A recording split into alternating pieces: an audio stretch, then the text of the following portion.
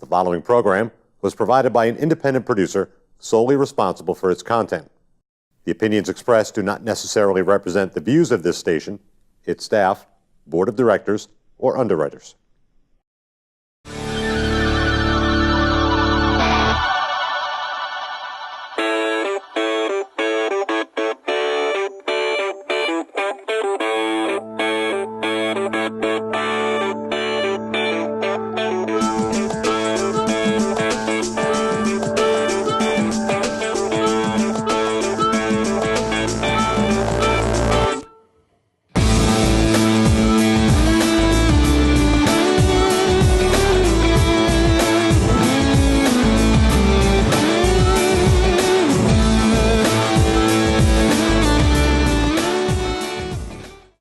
Welcome to another episode of Speaking with the Senator. I'm Senator Kevin Avard, and we have a wonderful, talented guest here today, Jana El-Sayed. Sayed? Jana El-Sayed. There you go.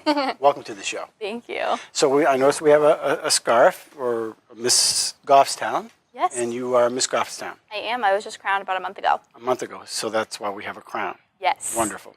And you're a singer. I am a singer. I've been taking classical vocal lessons since I was in 5th grade. And where do you take these lessons? In Hudson, Michelle Henderson's studio. So we're going to give her a little plug. Of course. Okay. So, and how long have you been taking lessons? Since 5th grade. And what made you want to become a singer? Actually, I just kind of went up to my mom and I was like, I really want to sing. She looked at me, she's like, what? And Michelle was always so skeptical about starting people so young, so I had to go to a vocal lesson. And my first vocal lesson, I remember it to this day. She told me I had to bark like a little chihuahua for a warm-up. And I was so shy. I was looking at my mom like, I can't do it. I really can't do it. This isn't singing. I'm barking? Yes, but it's a great warm-up, and it really gets you going. I still use that warm-up to this day. How's it go? Okay, so you have to like really get your diaphragm going. So, okay. And that really gets your diaphragm going, and then you can be able to start singing. And that's what you hear a lot from a lot of music teachers. If you want to sing, you don't use your upper. You use your diaphragm to get the strength so you can do. And correctly, without straining your voice or Right. hurting your vocal cords. And a lot of rock and roll guys, they strain their voices. Yes, because they sing do. You hear that from, I used to sing a little bit of Eagles, but now I don't have any voice because he wasn't singing properly. And you notice some of the stars like Barbra Streisand and people. Adele's a perfect example of that. They're still singing, right? Because they sing properly. So you got into singing and taking lessons in Hudson. And you are also engaged in education to become a chiropractor. Yes. I am in undergrad right now. I have about 3 classes left, and then I will be applying to get into Sherman Chiropractic in South Carolina. It's my dream to be a chiropractor. I've actually had over 8 concussions and been into a severe car accident where I lost a lot of my memory, and I had a lot of issues with my neck and my back. So I decided to go to a chiropractor, and it was life-changing for me. And then I switched career paths. I was originally pre-med at the University of New England, and I decided that chiropractic was more of the road for me. And now you're taking biology right now. Yes, I'm a biology major at New Hampshire Technical Institute in Concord. In Concord. And how's that going for you? It's pretty good. I'm at the home stretch. I'm almost done, and I'm really excited to start grad school. To become a chiropractor, and most people don't realize that you take that much further. 3.5 years year-round. It's almost equivalent to medical school, to be honest with you. It's all anatomy courses and making sure you really understand the nervous system being the most important system in your body. And so chiropractic did wonders for you, so you wanted to go into that field. Yes. And you feel like you can make a big difference and help people along. Yeah, chiropractic does more than just help with your spinal cord or with your neck. It has so many different things to do with overall health. You think of the nervous system as the most important system and it connecting to your brain, but it overall connects to your overall health, as in colds or earaches. A lot of these different situations can be fixed just by getting adjusted. And you can start adjustments hours after birth. Years ago, they used to be considered quacks. Yes. And I still hear that sometimes, Do you unfortunately. really? But, I've known a lot of people that have gone to chiropractors, and they've definitely, they can walk out or they can walk straight again, or a chiropractor can move you along if it's a minor injury. But major injuries? Yes, major injuries. Actually, a perfect example of that is my mom. She was actually going to have a plate put right here to stop her movement in her neck because she had so much pain, and she went to get adjusted for about few months, and all of a sudden she no longer needed that surgery. And where did she go for adjustment? Stephanie Boise Mills in Pembroke, Crossroads Chiropractic, another plug. It's free. It doesn't hurt. So what is this miracle baby thing? What are we talking about here? Sure. I was born with persistent pulmonary hypertension and meconium aspiration. So I was a sick little baby. My lungs weren't working like they were supposed to, and I was born in Nashua, and they had no idea what to do. They decided that I needed to be med-flighted to Chad, but Chad didn't have the ability to help me out either. So then I was hand-pumped oxygen to Boston Children's Hospital. As soon as I arrived there, I actually went code blue, and they decided the only chance of survival would be to be put on ECMO, which stands for extracorporeal membrane oxygenation.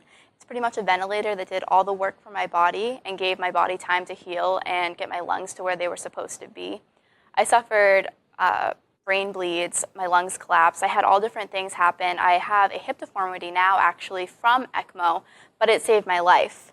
And that was something that I really didn't realize at a young age, so I was so fortunate because I was always saying, oh, well, I can't be a cheerleader. I'm not flexible enough. I can't do this, I can't do that.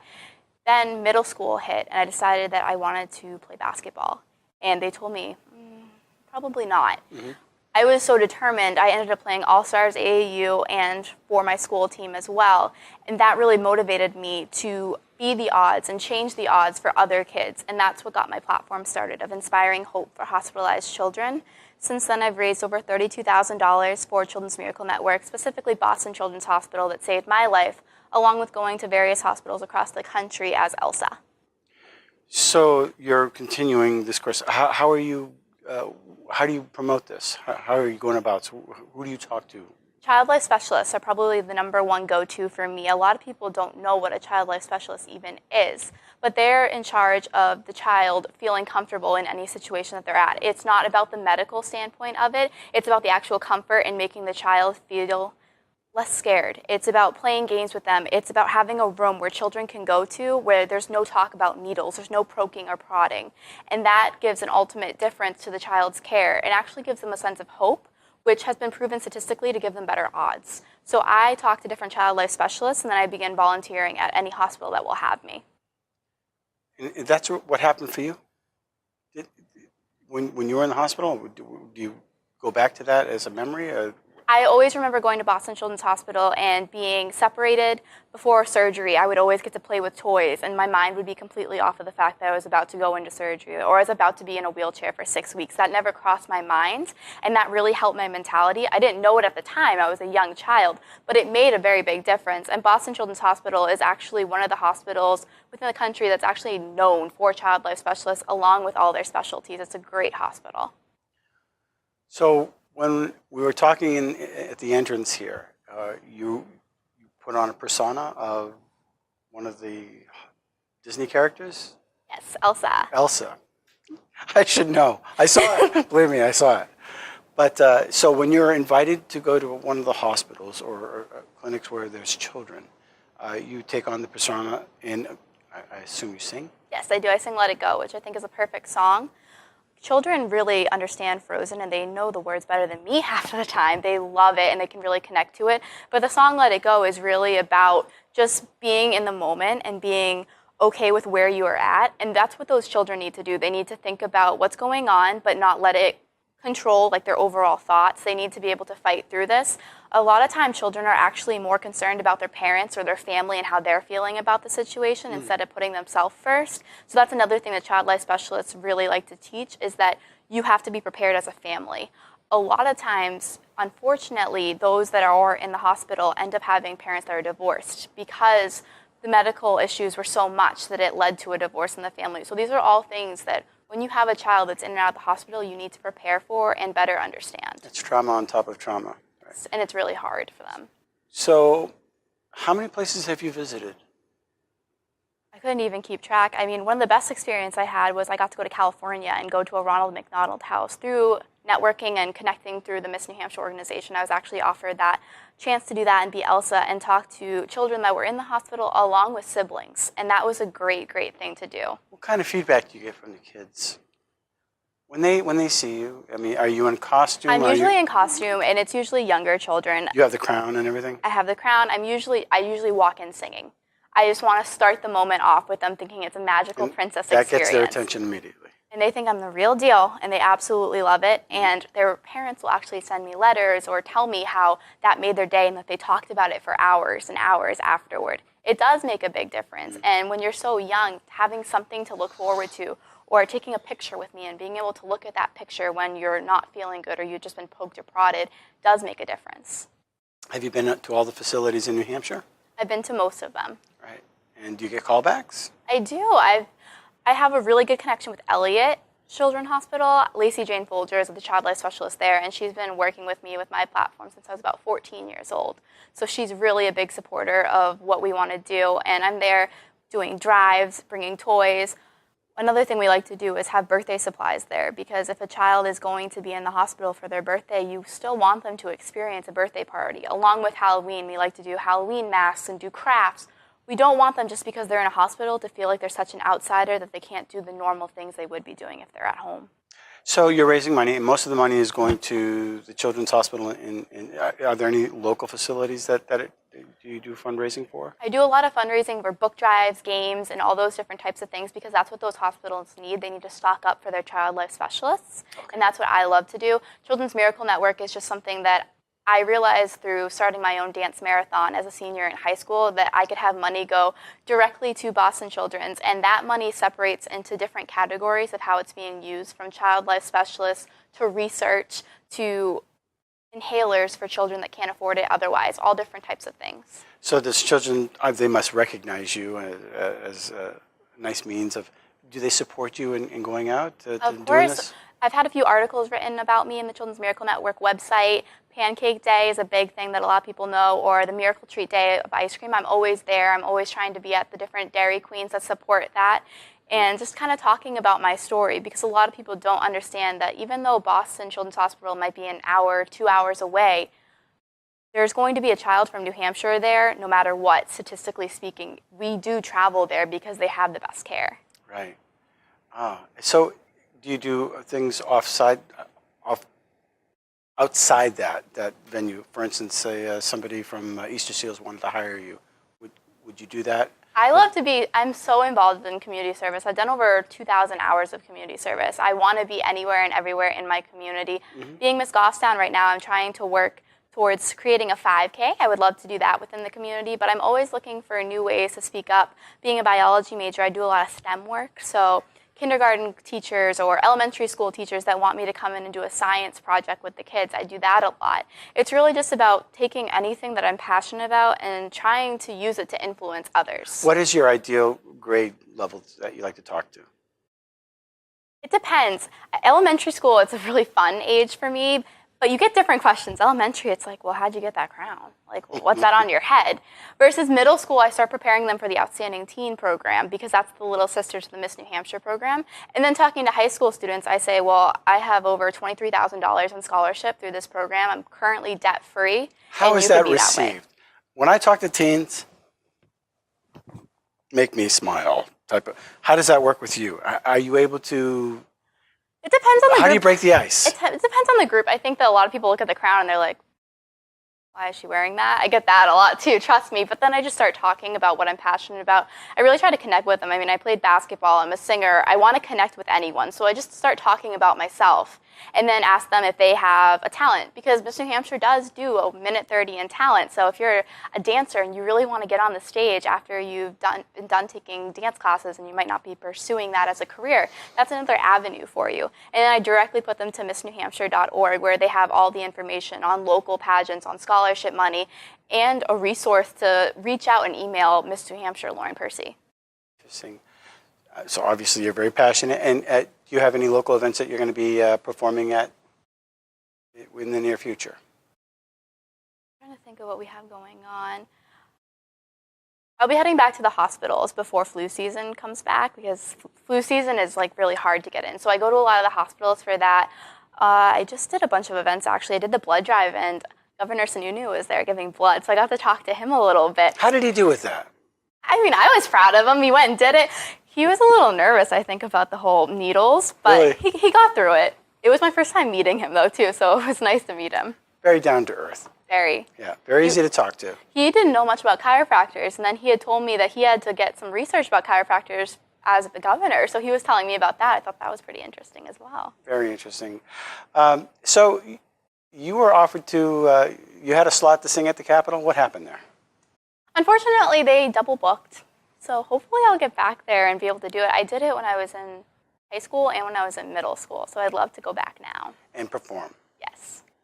For the House, Yes. one of the opening ceremonies. I would love to do that. All right. Well, and Representative Kim Rice would be is the one who got you interested in doing this? Yeah, or? she's from my town. I was actually best friends with her daughter throughout middle school, so I knew her from that, and then got really involved. I love talking about politics too, so being able to talk to different reps or senators about things, or bringing up the drug epidemic in New Hampshire is something that I've always felt passionate about doing. So I had talked to her previously about that as well.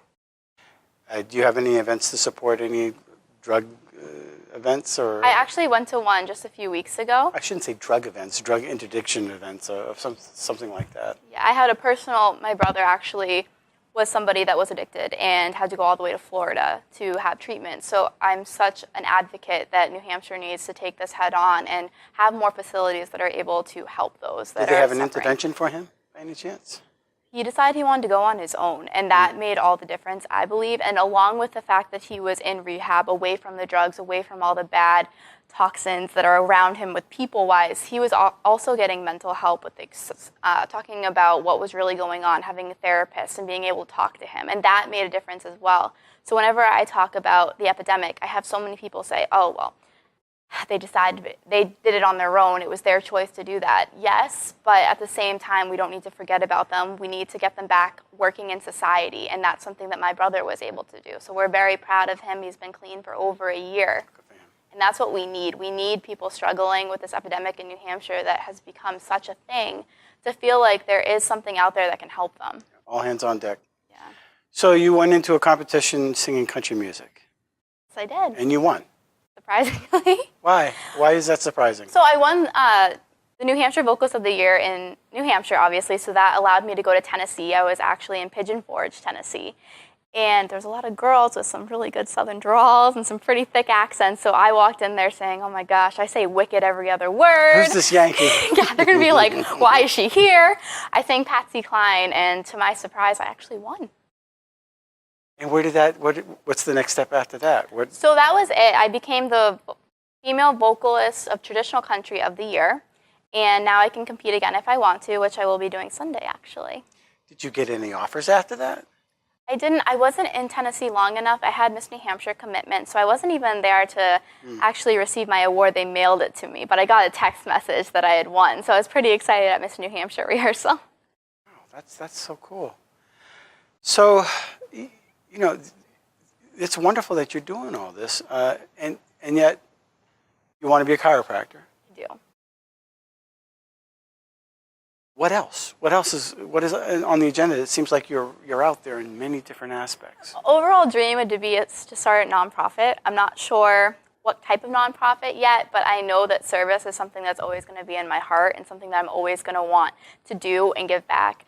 I always joke that my mom instilled it into me at a really young age. When I was 3 or 4 years old, we would actually go to any sale that we could find and pick out clothes for children in Romania that were in orphanage. Wow. So I grew up knowing the importance of it, knowing how privileged I was, having a great mom as a role model saying that we could do this to help others. And ever since then, it's just been, well, what can I do? I want to do more. Interesting. And I applaud you. And so if people want to invite you, how do they get into contact with you? If they want you to sing at an event, do you do old folks' homes? I do a lot of them, actually. I like to host them. I've done a couple in Nashua. I've done some up north. I've done the Veterans Home as well, and that's a really great one because they're so appreciative. Do you just do it a cappella, or do you do it with background music? I usually bring background music, and I also try to invite other Miss New Hampshire girls as well because the more the merrier. We have baton twirlers, dancers, so I try to get a big show for them, and I'm actually working towards creating another one. We like to do it at Christmas time as well because that really gets them into the spirit. But if you do want to find me, I have a Miss Goffstown Facebook page that's open to the public, and you can just like it, and then you can message me from there, and I'm really responsive on that. Okay, wonderful. And obviously, when this will be, you can put this on your Facebook page as well. Yes. So this interview, hopefully it helps. We talked a little bit about community service. You're very involved. You're getting other people engaged in that. What are the benefits of doing that? In other words, how is that benefiting you? Obviously, there's you're not getting paid for this. How are you supporting yourself? You're in college. I'm in college. I also work. I am a bank teller at TD Bank, actually. So Little plug for TD Bank. I just started there, but I really just think that, like, overall, I love being able to help people, and that feeling when you help someone is just more rewarding to me than doing anything else. I'm a big believer that volunteering should be a choice. It shouldn't be mandatory. So I'm often asked, oh, well, do you plug for schools having mandatory volunteer hours? I don't. I think that if a student wants to volunteer, they're going to volunteer, and they're going to find something they're passionate about and do it. When you make someone volunteer, that's not volunteering anymore. It's not from the heart. It's not going to be 100%. You want someone that's volunteering to really have a connection to what they're doing, especially if you're talking to children or if you're with the elderly. You want them to care about what they're doing. What's your mom's background? She's a software engineer. Never went to college, so she was really big on me going to college since I was a little girl, so that was always in the game plan for me, and I was very motivated as a child. She never let me slip off of honor roll once, and it helped me so much. I actually graduated with 8 different scholarships from my town because of the community service I've done, and she did it all as a single mom. So to me, she was a big role model for me and got me to where I am today. Big motivator, okay. Very. And you're friends with Representative Kim Rice's daughter? It was, yeah. Yeah? I haven't talked to her much since after high school, but we still follow each other on social media. Kim Rice is she's a hard worker. Yes, she is. And she's volunteered to serve as a state rep. I'm proud that I encouraged her to do so. Good. Yeah, I she's love her. Very Great good. person. So we'll talk to some people at the Capitol. Hope we can get you up there to sing. Oh, I would love that. That would be wonderful. I applaud you with everything that you're doing. It's refreshing, and hopefully you're encouraging other young people to do so. Yeah, I think that one of the best things about this is through the Miss New Hampshire program, it's so easy to do all the things that you're already doing. If you're already a singer or a dancer, then why aren't you competing? If you love doing community service, that's a big part of Miss New Hampshire. Why not take the opportunity to be a part of the biggest scholarship for women in the country? All right, so tell me about Miss New Hampshire. You know, a lot of people think that Miss New Hampshire or beauty pageants are very frivolous, just to put it out there bluntly. But it's more than that. Of course. We don't even call ourselves a beauty pageant. We call ourselves a scholarship program. At Miss New Hampshire, $75,000 was awarded to the girls. And before that, when you win your preliminary pageant, there was another, I believe it was $85,000 at a local level. So we're talking big scholarship dollars for women that want to empower and they want to be the future leaders of the country. Miss America was just crowned previously, a week ago, and she's already starting off with her platform and she's already making a difference. The whole point of Miss America is to be a role model for girls and to bring your passion of service, to bring your passion of education all together to benefit yourself and your community. And it's more than just being pretty. And the reason I'm pausing on this is because it seems as though there's been this anti-beauty thing because you're exploiting women. Yeah. And that's really not really what's going on here. You have to have a beautiful heart first to be involved in the Miss New Hampshire program. You're giving your time. You are doing different community service events throughout the state of New Hampshire along with your personal platform while being in school. Many of us are working. We're trying to maintain everything, and we do it because we love the program. It has nothing to do with being the most beautiful girl on stage. Interesting. And what's the college you want, or the place you want to work as a chiropractor? I want to go to Sherman Chiropractic in South Carolina. As for the school? Yes. And then where do you want to set up shop? Probably back here in New Hampshire. I love New Hampshire. I don't think I could go away from New Hampshire or the New England area. It'll be nice to visit other places, but this is home. And you've been accepted there already at the school? I'm applying right now. I'm in the process. I have 3 classes left of undergrad. Organic chemistry is going to give me a run for my money, but I'm pretty excited. Interesting. Well, okay, so how do people get in touch with you again? my Miss Goffstown page on Facebook, and then if you have questions about competing in the future, that would be missnewhampshire.org, and that will give you all the answers that you're looking for. Wonderful. Well, thanks for coming on the show, and thank you for volunteering. It really is, I think it's a beautiful thing that you're engaged in. I think kids that they're at the hospital, that's very traumatic. Yes. And a sweet distraction, with something that's happy is, I think, very honorable. I think they need that, and obviously everything else that you're doing. Keep up the good work. Thank you so much for Thanks having for coming me. on the show. Thank you. All right, get in touch, get involved, and if you want to become part of Miss New Hampshire, right? MissNewHampshire.org. MissNewHampshire.org. Until next week, thanks for watching Speaking with the Sentinel.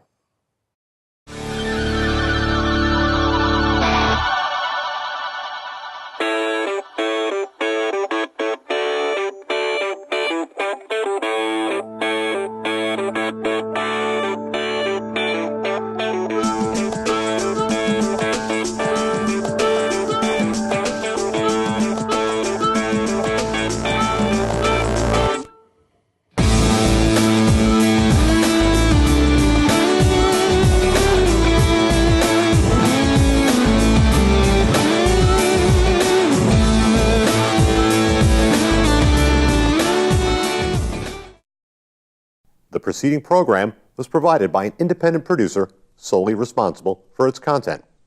The opinions expressed do not necessarily represent the views of this station, its staff, board of directors, or underwriters.